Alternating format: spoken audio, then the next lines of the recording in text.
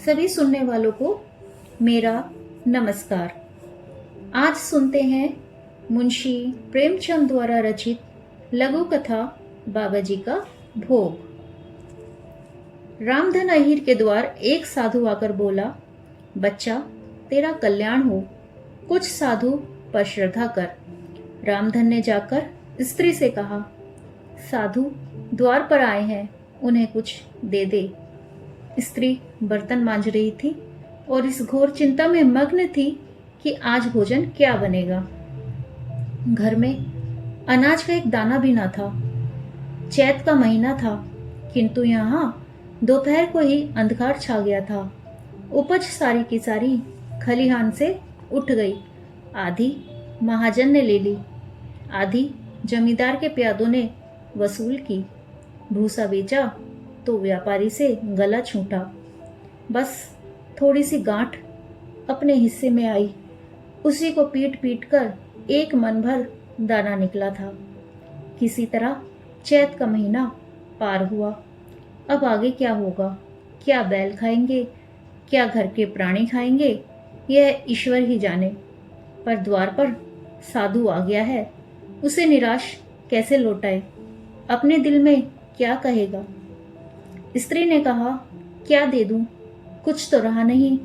रामधन जा देख, मटके में कुछ आटा वाटा मिल जाए तो ले आ। स्त्री ने कहा, मटके झाड़ पोंछ कर तो कल ही चूल्हा जला था, क्या उसमें बरकत होगी? रामधन, तो मुझसे तो ये ना कहा जाएगा कि बाबा घर में कुछ नहीं है, किसी गौर के घर से मांग ला। स्त्री, जिससे लिया उसे देने की नौबत नहीं आई, अब और किस मुंह से मांगू? रामधन, देवताओं के लिए कुछ अगोवा निकाला है ना, वही ला दे आऊं। स्त्री, देवताओं की पूजा कहां से होगी? रामधन, देवता मांगने तो नहीं आते, समाई होगी करना, न समाई हो न करना। स्त्री, अरे तो कुछ अंगोवा भी पंसरी दो पंसरी है, बहुत होगा तो आध सेर। इसके बाद क्या फिर कोई साधु ना आएगा? उसे तो जवाब देना ही पड़ेगा। रामधन, यह बला तो टलेगी, फिर देखी जाएगी। स्त्री झुंझलाकर उठी और एक छोटी सी हांडी उठा लाई, जिसमें मुश्किल से आध सेर आटा था। वह गेहूं का आटा बड़े यत्न से देवताओं के लिए रखा हुआ था। रामधन कुछ देर खड़ा सोचता रहा, तब आटा एक कटोरे में रखकर बाहर आया और साधु की झोली में डाल दिया। महात्मा ने आटा लेकर कहा, बच्चा अब तो साधु आज यहीं रवेंगे, कुछ थोड़ी सी दाल दे तो साधु का भोग लग जाए। रामधन ने फिर आकर स्त्री से कहा। संयोग से दाल घर में थी। रामधन ने दाल, नमक, उपले जुटा दिए, फिर कुएं से पानी खींच लाया।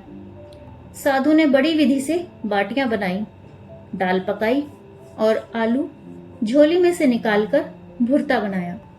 जब सब सामग्री तैयार हो गई तो रामधन से बोले, बच्चा भगवान के भोग के लिए कौड़ी भर घी चाहिए, रसोई पवित्र न होगी तो भोग कैसे लगेगा? रामधन, बाबा जी घी तो घर में ना होगा। साधु, बच्चा भगवान का दिया तेरे पास बहुत है, ऐसी बातें ना कह। रामधन, महाराज मेरे गाय भैंस कुछ भी नहीं है। जाकर मालकिन से कहो तो। रामधन ने जाकर स्त्री से कहा, घी मांगते हैं, मांगने को भीख, पर घी बिना कोर नहीं धसता। स्त्री, तो इसी दाल में से थोड़ी लेकर बनिए के यहाँ से ला दो। जब सब किया है तो इतने के लिए उन्हें नाराज क्यों करते हो? घी आ गया। साधु जी ने ठाकुर जी की पिंडी निकाली, घंटी बजाई और भोग लगाने बैठे। खूब तनकर खाया, फिर पेट पर हाथ फेरते हुए द्वार पर लेट गए। थाली, बटली और कलछुली रामधन घर में मांझने के लिए उठा ले गया। उस दिन रामधन के घर चूल्हा नहीं जला, खाली दाल पकाकर ही पी ली। रामधन लेटा तो सोच रहा था, मुझसे तो यही अच्छे।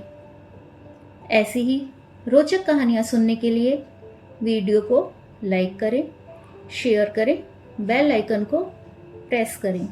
धन्यवाद।